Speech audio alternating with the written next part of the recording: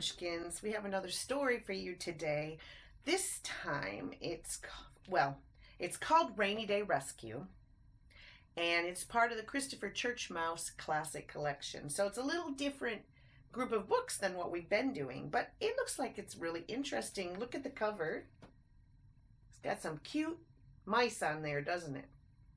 So let's see what the story is about. I notice on the very first page, it has a Bible verse, Ephesians 6:1. I think most of you know this verse already. Children, obey your parents in the Lord, for this is right. If you don't have this verse, learn so that you can say it all by yourself. Maybe this week you can try to get that so that you can do it all alone. Okay, let's read the story. Christopher Church Mouse watched the rain come down. Would it ever stop, he thought. What a day. There was nothing to do. Mama, what can I do, he asked. Why don't you go outside and play, asked Mama Church Mouse. It isn't raining very hard. Get one of your cousins to play with you. All right, said Christopher, grabbing his raincoat and hat. But Christopher, listen to me. You may play outside in the puddles, but don't go in the storm sewers. They are very dangerous. Yes, Mama, I'll remember, said Christopher, and out the door he went. I'll show you part of the page. We'll save the other half. Soon Ted and Chris were sloshing around in the yard in their little boots, making the water splash. Hey, we should have done this sooner. This is a lot of fun, said Ted. Yeah, said Christopher. I'm glad Mama thought of it. After a while, Ted said to Christopher, Hey, look over there. He was on the curb at the side of the street, peeking down into the storm sewer. Uh-oh, remember what Mommy said about that storm sewer? I hope they don't do the wrong thing. No, Ted. We better not go over there. My mom said that's a dangerous place for a mouse. She said not to go off the curb. Oh, come on, said Ted, taking a jump and landing smack in the middle of the long puddle that ran along the curb. Hey, Christopher, this is really neat. Uh-oh, I think they might be doing something wrong. Christopher took one look and thought, well, Mama said not to go in the sewer. She didn't say we couldn't play by it. And so, taking a big jump, he landed beside Ted. This is really fun, cried Christopher. Suddenly, Christopher shouted, This water's getting deeper. Nah, it's just your imagination. Look, it's raining harder now, said Christopher. Maybe we should go back in the house. No, said Ted. We're just starting to have fun. Come on. If the little mice could have seen the muddy, rushing water coming toward them, they would have jumped out and headed for home, but they couldn't see it.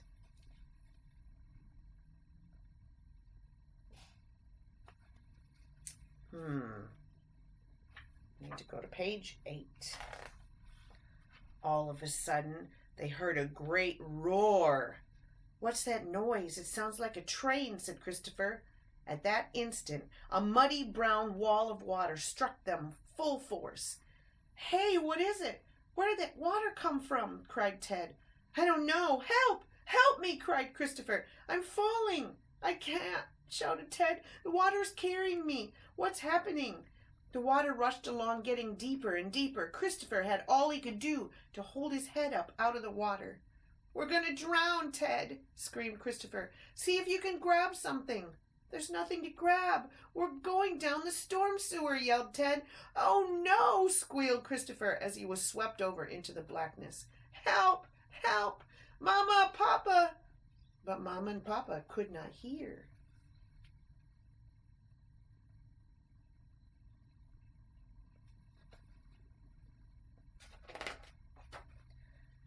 Ted, where are you? I can't see you. I can't see you either. I'm over here, said Ted, trying to keep his head above water. Oh, Christopher, I'm so scared. Don't worry, Ted. Try not to be frightened, said Christopher. All of a sudden, the boys landed upon something very hard. They had dropped onto a little shelf of broken sewer tile. At that moment, they saw a tiny glimmering light moving toward them. Christopher, what's that light? I don't know. Just be quiet. The boy's eyes were round with fear as they saw something coming toward them, a pack of the biggest rats they had ever seen.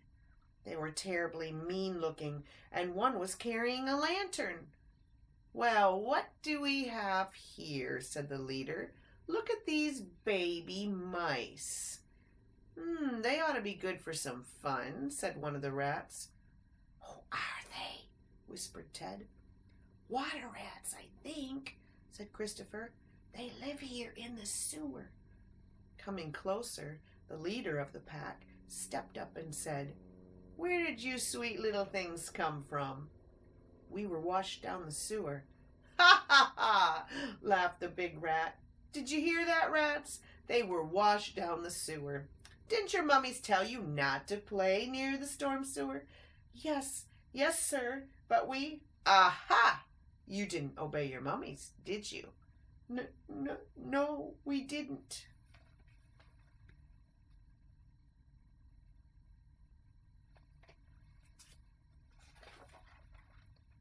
Oh, that's the first step to becoming mean, ugly sewer rats like we are, right? "Right," chorused the rats. "Well, now that they're here with us, they can be our little servants, can't they? What we mean is that you can run our errands and do everything for us, and pretty soon you'll grow up to be just as mean as we are. We'll be back, and then we'll have some fun things for you to do." And the rats left. "Oh, no," said Christopher. "Oh, Christopher, I'm so scared," said Ted. "Whatever will we do? We can't get out of here." "It'll be all right," said Christopher with a bravery that he did not feel. His eyes became accustomed to the darkness. Chris saw that the little shelf of broken tile left them no room to spare. There was no way for them to get out. They were trapped. Look at that. Oh, wow.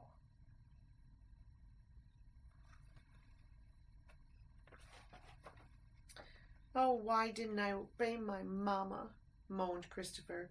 "It's all my fault," said Ted. "You didn't want to go into the street to play." "I know, but I shouldn't have listened to you. Mama told me it was dangerous, and I should have obeyed." "Well, no use thinking about that now," said Ted. They sat down, and soon Ted fell asleep on Christopher's shoulder. Christopher sat staring into the dark, wondering if this would be the end of his life. All of a sudden, Christopher heard a scratching sound. "Oh, what is that?" he wondered in fear. Ted, wake up! There's a noise! Listen!" "Maybe it's the rats coming back," stammered Ted. "I don't think so. This noise is behind us. It's different than the noise the rats made," said Christopher. The scratching got closer and closer. The mice boys huddled together. "Is that you, Christopher?" said a scratchy, familiar voice. "Murky," said Christopher. "Is that you, Murky? It's Murky Mole," he squeaked. "Where are you, Murky? I can't see you." Oh, here we got to get so you can see the picture.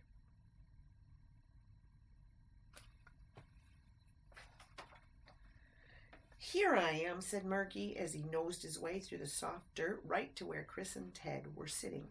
"I dug down here to get you," said Murky. "How did you know where we were?"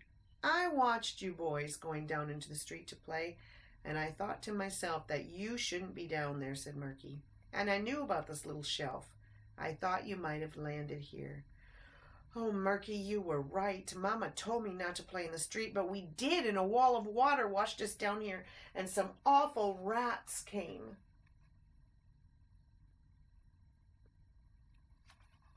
"I know," said Murky, "and the rats will be back soon. If we don't get out of here now, you'll be held prisoners. We must go." "But Murky, how did you do it?"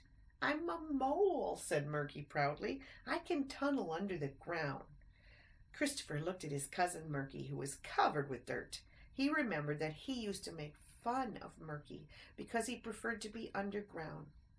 Christopher felt ashamed. He knew Murky was being very kind.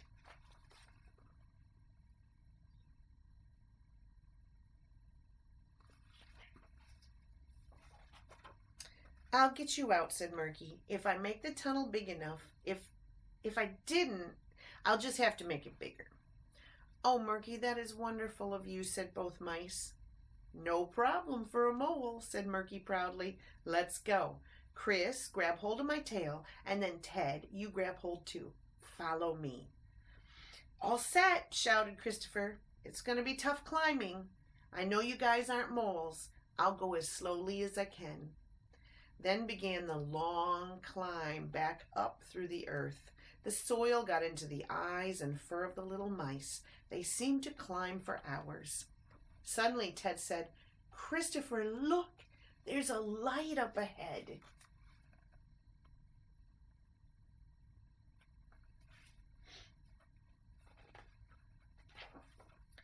We're almost out, said Murky. Oh, Murky, thank you. You're wonderful, said Christopher. Think nothing of it, said the mole, pushing ahead. As they crawled through the hole, squinting at the bright light, Christopher was astonished to see his whole family standing there in the rain. Mama, Papa, how did you know where we were? Asked Christopher. Murky told us, said Mama. He told us so that we wouldn't worry. We knew he was going after you. Oh, Mama, said Christopher, sobbing, I'm so ashamed. Aunt Snooty and Uncle Rudy were hugging Ted and trying to brush the mud and dirt off his face. Mama took her handkerchief and wiped Christopher's face. Oh, Chris, why did you disobey me? Do you know that it's a miracle you didn't drown? If Murky hadn't seen you, none of us would have known where to look for you. I know, Mama, sighed Christopher. I'm so sorry that I disobeyed. Are you going to paddle me? No, said Mama, not now. We'll talk later. I think you probably have had enough for one day. I'm so glad you're safe, said Papa, giving Christopher's paw a squeeze.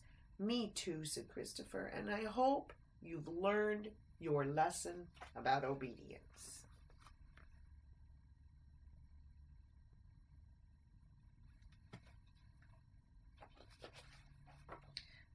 Oh, I have, Papa. I've learned that when Mama says not to do something, it's not because she wants to spoil my fun. It's because she really has a good reason.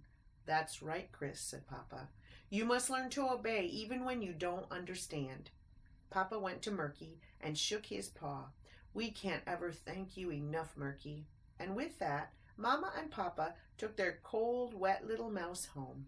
Christopher Churchmouse had learned a lot about obedience. He had also learned what not to do on a rainy day.